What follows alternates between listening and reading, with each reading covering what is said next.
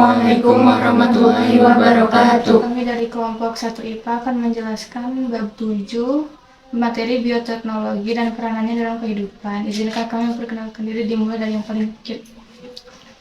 Halo, nama saya Sarul Hidayat. Saya akan menjelaskan bioteknologi dan peranannya dalam kehidupan sampai proses pembuatan tempe. Halo, nama saya Sri Rejeki Suwandini. Saya akan menjelaskan pembuatan keju sampai dengan bidang pertanian.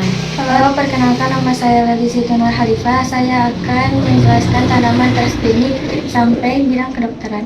Halo, nama saya Jan Faridatul Hasanah. Saya akan menjelaskan bidang lingkungan sampai industri perminyakan. Halo, nama saya Delvita Siti Maharani. Saya akan menjelaskan bidang teknologi reproduksi sampai dampak, peranan, dan pengembangan bioteknologi. Let's go! Simak baik-baik ya. A. Bioteknologi dan perkembangannya. Bioteknologi sudah dikenal oleh manusia sejak ribuan tahun yang silam. Pembuatan melalui proses fermentasi mikroba telah dikerjakan sejak sekitar 3000 tahun sebelum Masehi, meskipun belum diketahui dasar ilmiahnya. Dasar-dasar ilmiah bioteknologi mulai diketahui sejak Anthony van Leeuwenhoek melakukan pengamatan bentuk sel pada tahun 1680 dan mengenal konsep pewarisan sifat yang dilakukan oleh Gregor Mendel pada awal abad 20. 1. Bioteknologi. Bioteknologi berasal dari kata bio dan teknologi. Bio berarti hidup dan teknologi berarti suatu kemampuan untuk menghasilkan atau mengubah suatu yang tidak bermanfaat menjadi lebih bermanfaat dan menilai berguna. A. Adanya agen biologi berupa mikroorganisme, tumbuhan, dan hewan. Perkembangan bioteknologi. A. Era bioteknologi generasi pertama atau bioteknologi sederhana. Penggunaan mikroba masih secara tradisional dalam produksi makanan dan tanaman serta pengawetan makanan. B. Era bioteknologi generasi kedua, proses berlangsung dalam keadaan tidak steril. Contoh: 1. Produksi bahan kimia. 2. Pengolahan air limbah. 3. Pembuatan kompos. Era bioteknologi generasi ketiga, proses dalam kondisi steril. D. Era bioteknologi generasi baru. Jenis-jenis bioteknologi.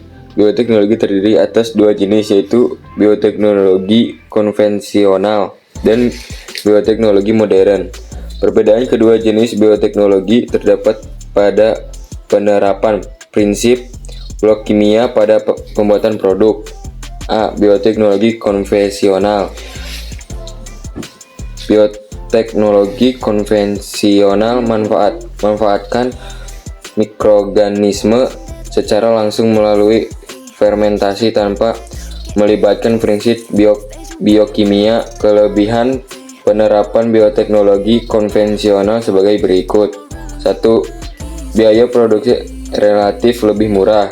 2. Teknologi relatif lebih sederhana. Kelemahan penerapan bioteknologi konvensional sebagai berikut. 1. Perbaikan sifat genetis tidak terarah. Tidak dapat mengatasi masalah ketidaksesuaian genetik. 2. Hasil tidak dapat diperkirakan sebelumnya. B. Bioteknologi modern. Bioteknologi modern memanfaatkan prinsip biokimia, biomolekuler, dan rekayasa genetika. Dalam pembuatan bioteknologi modern makin berkembang dengan ditemukannya enzim, restriksi, dan struktur dari DNA. Kelebihan penerapan bioteknologi modern sebagai berikut. 1. Perbaikan sifat genesis dilakukan secara terarah. 2. Dapat mengatasi kendala ketidaksesuaian genetik. Penerapan bioteknologi dalam kehidupan. 1. Bidang produksi pangan. Tempe merupakan produksi fermentasi Indonesia yang dikenal dunia. Produk berbahan kedelai isi disukai terutama vegetarian, sebagai alternatif daging yang tinggi protein dan vitamin B12. Kapan Rhizopus berperan penting sebagai ragi tempe dalam proses fermentasi. Rhizopus yang biasanya digunakan adalah Rhizopus oligosporus, Rhizopus orze, Rhizopus stollifer, dan Rhizopus artizus.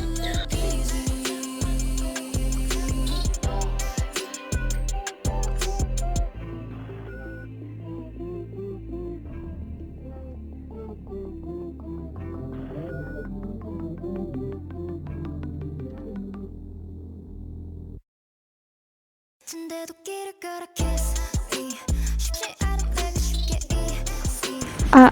Keju. Keju dibuat dari susu yang diasamkan dengan memasukkan bakteri asam laktat. Bakteri asam laktat berfungsi memfermentasi laktosa dalam susu menjadi asam laktat. Bakteri asam laktat yang digunakan adalah genus Lactobacillus dan Streptococcus. Pada pembuatan keju, susu terlebih dahulu dipanaskan 90 derajat atau dipasteurisasi sebelum kultur bakteri asam laktat dinokulasi ditanam. Proses ini disebut pendadihan. Kemudian, enzim renin dari lambung sapi muda ditambahkan untuk menggumpalkan dadi. Selain itu, dadi ditekan untuk membuang air dan disimpan agar matang. Penyimpanan bertujuan agar mikroorganisme dan enzim bekerja untuk menghasilkan cita rasa keju. Beberapa jenis keju memiliki karakteristik tertentu dengan ditambahkan mikroba lain, seperti jamur. Contohnya pada pembuatan keju biru, ditambahkan kultur jamur Penicillium. H. Pembuatan oncom. Pernahkah kamu makan oncom? Oncom terbuat dari ampas tahu, yaitu ampas kedelai dengan bantuan jamur Neospora cytophylla. Jamur ini dapat menghasilkan zat warna merah atau oranye, yang merupakan pewarna alami. I. Pembuatan asinan. Asinan atau acar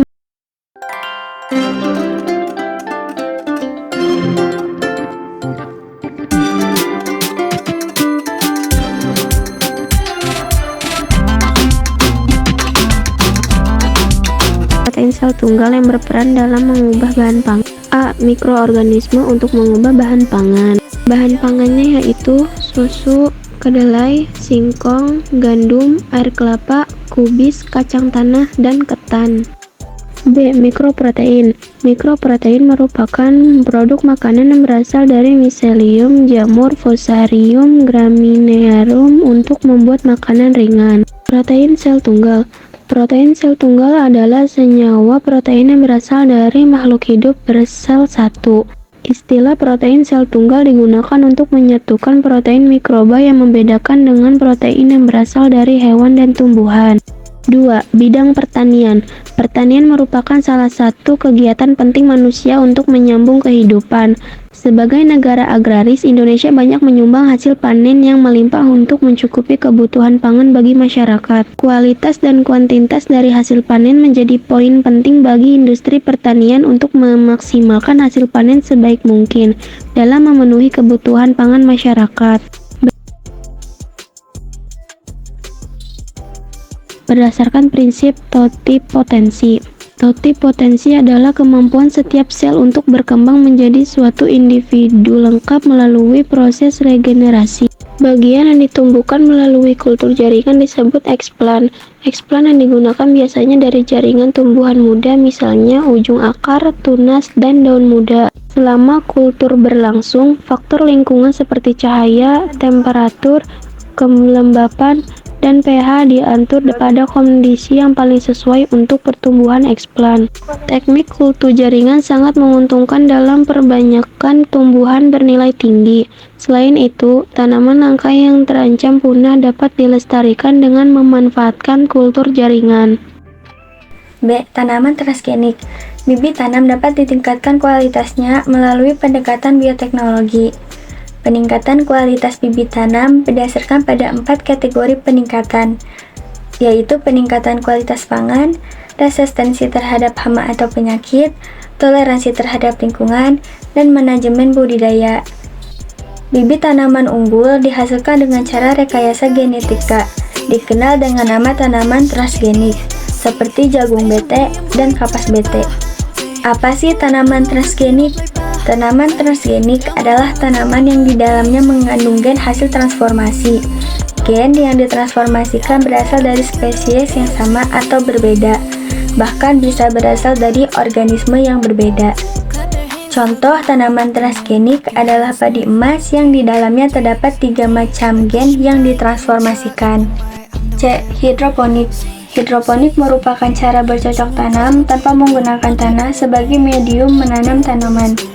Tanaman yang ditanam secara hidroponik memperoleh nutrisi makanan dari air yang mengandung zat-zat anorganik yang diberikan melalui pipa-pipa air atau dengan cara disiramkan. Hidroponik dapat dilakukan menggunakan media air dan pasir. 1. Hidroponik dengan media air. 2. Hidroponik dengan media pasir. Media yang digunakan dapat berupa arang, sabut kelapa, dan batu-batuan. Apa saja keuntungan teknik hidroponik? 1. Masih dapat bercocok tanam di lahan sempit. 2. Dapat menggunakan pupuk dengan efisien. 3. Hama dan penyakit tanaman dapat dihindari. 4. Tanaman hidroponik dapat tumbuh lebih pesat dan keadaan tidak kotor dan tidak rusak. 5. Beberapa jenis tanaman bisa dibudidayakan di luar musim. Biofertilizer. Biofertilizer adalah suatu zat mengandung mikroorganisme yang digunakan untuk meningkatkan kesuburan tanah. Biofertilizer biasanya disemprotkan pada bibit tanaman pertanian, permukaan tanaman, dan tanah yang kemudian membantu pertumbuhan tanaman pertanian. 3. Bidang peternakan. Di bidang peternakan, bioteknologi digunakan untuk mengembangkan produk-produk peternakan seperti vaksin dan antibodi. Rekayasa genetika merupakan suatu upaya memanipulasi sifat makhluk hidup untuk menghasilkan makhluk hidup dengan sifat yang diinginkan. Rekayasa genetik dilakukan dengan menambah atau mengurangi DNA. DNA rekombinan merupakan proses menggabungkan 2 DNA dari sumber yang berbeda. 4. Bidang kedokteran. Bioteknologi di bidang kedokteran berperan dalam pembuatan hormon dan antibodi monoklonal. Antibodi adalah protein yang dihasilkan tubuh akibat masuknya antigen. Antigen dapat berupa kuman, bakteri, dan benda asing lain. Bioteknologi mempunyai peran penting dalam bidang kedokteran, misalnya pembuatan antibodi monoklonal, vaksin, antibiotik, dan hormon. 5. Bidang lingkungan. Bioteknologi juga berperan dalam mengatasi pencemaran lingkungan. Berikut contohnya. Yang pertama, spesies Clasdoporium resine, ulat yang mampu menguraikan plastik berbahan dasar polistirena. Selain itu, cacing lilin dari spesies Galleria melonella dapat memakan plastik polietilena. Yang kedua, tumpahan minyak di penambangan area laut dapat menjadi pencemaran air di lautan hingga sekitaran pantai. Peneliti telah menemukan mikroorganisme yang mampu menguraikan minyak melalui mekanisme biosurfaktan yang mampu mengurangi tegangan permukaan. Jenis bakteri yang digunakan adalah Pseudomonas sp dan jamur Cladosporium resine. Yang ketiga, pemanfaatan bakteri untuk mendegradasi atau mengurangi polutan yang mencemari lingkungan disebut bioremediasi. Selain menggunakan bakteri, penanggulangan pencemaran lingkungan dapat menggunakan tanaman tertentu yang disebut fitoremediasi, misalnya eceng gondok dan bunga matahari. 6. Bidang forensik. Bioteknologi bidang forensik mempelajari teknik investigasi menggunakan informasi DNA fingerprint atau sidik jari. Bagaimana caranya?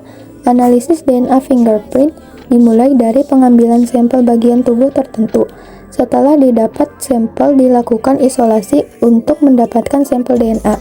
Tahapan selanjutnya adalah sampel DNA dimasukkan ke dalam mesin PCR, polymerase chain reaction. Hasil akhirnya berupa kopi urutan DNA lengkap hasil amplifikasi dari DNA sampel korban atau orang. Selanjutnya, kopi urutan DNA akan dikarakterisasi dengan elektroforesis untuk melihat pola pitanya. Karena urutan DNA setiap orang berbeda, jumlah dan lokasi pita DNA, pola elektroforesis setiap individu juga berbeda. Pola pita inilah yang dimaksud DNA fingerprint. akhir dari metode ini adalah mencocokkan tipe-tipe DNA fingerprint dengan pemilik sampel jaringan. 7. Bidang industri. Berikut beberapa industri atau bidang usaha yang memanfaatkan organisme dalam pembuatannya. A. Industri makanan dan minuman. Mikroorganisme berperan penting untuk menghasilkan berbagai bahan seperti asam cuka dan minuman fermentasi. Mikroorganisme yang berperan adalah khomir. Jenis jamur uniseluler, contohnya Saccharomyces cerevisiae. B. Industri farmasi dan obat-obatan. Mikroorganisme dapat menghasilkan antibiotik dan hormon. Antibiotik adalah zat yang dihasilkan oleh suatu mikroorganisme yang dapat menghambat pertumbuhan mikroorganisme lain. Hormon juga dapat dihasilkan oleh mikroorganisme. Contohnya, hormon insulin berguna untuk menolong penderita diabetes mellitus. Bahan lain yang dihasilkan adalah berbagai jenis asam amino, enzim, dan vitamin. C. Industri perminyakan dan pertambangan. Di bidang perminyakan, mikroorganisme berperan dalam pembentukan minyak, eksplorasi minyak, dan pembersihan ceceran minyak. Selain itu, beberapa jenis bakteri dapat dimanfaatkan dalam pemisahan logam dari bijinya. Contohnya, Thiobacillus ferrooxidans. Adapun pemisahannya sebagai berikut. 1. Biji logam tembaga berkualitas rendah yang dikenal sebagai larutan peluluh ditimbun. 2. Kemudian ke dalam larutan ditambahkan larutan asam sulfat sehingga terjadi reaksi antara tembaga dan asam sulfat membentuk tembaga sulfat. 3. Logam besi ditambahkan ke dalam larutan sehingga besi akan bereaksi dengan tembaga sulfat untuk melepaskan tembaga. 4. Melalui proses tersebut, diperoleh tembaga murni yang telah terpisah dari biji. Seluruh proses dibantu oleh bakteri Thiobacillus ferrooxidans. Mikroorganisme bermanfaat dalam pertambangan karena alasan-alasan berikut. 1. Tidak merusak lingkungan dibandingkan pengolahan dengan bahan kimia. 2. Lebih banyak mineral yang dapat menggunakan mikroorganisme dalam pengolahan. 8. Bidang teknologi reproduksi. Teknologi reproduksi dikembangkan dengan tujuan untuk menghasilkan keturunan bersifat unggul. Cara yang berhasil dikembangkan yaitu cloning. Cloning adalah cara memperoleh individu baru yang memiliki sifat mirip induknya. Cloning dilakukan dengan mengambil inti sel tubuh atau somatik dari induk hewan dengan memasukkan inti sel tersebut ke dalam sel telur yang telah dibuang intinya. Sel telur dengan inti baru diperlakukan sedemikian rupa agar aktif membelah. Konflik yang pertama dihasilkan dari teknologi ini adalah domba Dolly. 9. Bahan bakar masa depan. Bahan bakar yang bersumber dari minyak bumi tidak bisa diperbarui dan suatu saat akan habis. Melalui bioteknologi telah ditemukan dua jenis bahan bakar yang diproduksi dari fermentasi limbah, yaitu gas bio, metana, dan gasohol, alkohol. 9. Bahan bakar masa depan. Biogas adalah salah satu bahan bakar alternatif. Bahan dasarnya adalah limbah organik, seperti limbah pasar, limbah pertanian, dan kotoran hewan. Pembuatan biogas melibatkan beberapa mikroorganisme. Bacteroides, Clostridium, Escherichia coli, Methanobacterium, Methanobacillus. 10. Bioteknologi pengolahan sampah. Penanganan sampah dapat dilakukan dengan berbagai cara, misalnya ditimbun, dibakar, dan didaur ulang. Salah satunya proses pirolisis. Proses pirolisis yaitu proses dekomposisi bahan-bahanan sampah dapat diubah menjadi arang, gas, dan bahan anorganik. Selanjutnya, limbah industri harus diolah terlebih dahulu melalui unit pengolahan limbah UPL. Dalam UPL biologis, bakteri pencerna dimasukkan ke dalam bak berisi limbah yang diberi aerator atau alat pemasok udara. Lalu limbah akan terurai dan dapat dibuang ke lingkungan setelah air dipisahkan dari endapan limbah yang tidak berbahaya. C. Dampak penerapan dan pengembangan bioteknologi. 1. Dampak penerapan bioteknologi pada sosial ekonomi. A. Hak paten hasil rekayasa. B. Merugikan petani kecil. Produk bioteknologi hasil modifikasi genetika yang dapat menyingkirkan plasma nutfah. 2. Dampak ekonomi bioteknologi bidang etika atau moral. A. Menyisipkan gen makhluk hidup kepada makhluk hidup lain yang tidak berkerabat. B. Penyisipan gen babi dalam buah semangka. C. Pemberian hak paten atas organisme transgenik. D. Cloning manusia masih dipertentangkan atau merusak nilai dan moral. 3. Dampak penerapan bioteknologi bidang kesehatan. A. Penggunaan insulin hasil rekayasa menyebabkan 31 orang meninggal di Inggris. B. Tomat Flav Save diketahui mengandung gen yang resisten pada antibiotik. C. Susu sapi yang disuntik hormon BGH, Bovine Growth Hormone. 4. Dampak penerapan bioteknologi bidang lingkungan hidup. A. Pencernaan biologi. Apabila makhluk hidup transgenik lepas ke alam bebas dan kawin dengan makhluk hidup normal. B. Penyalahgunaan hak pribadi dengan rekayasa genotip tidak dirancang secara alami. Sekian dari kami kelompok 1 IPA. Mohon maaf apabila ada kesalahan dan kekurangan dalam video ini. Wassalamualaikum warahmatullahi wabarakatuh. Dah, like, comment, and subscribe. I'm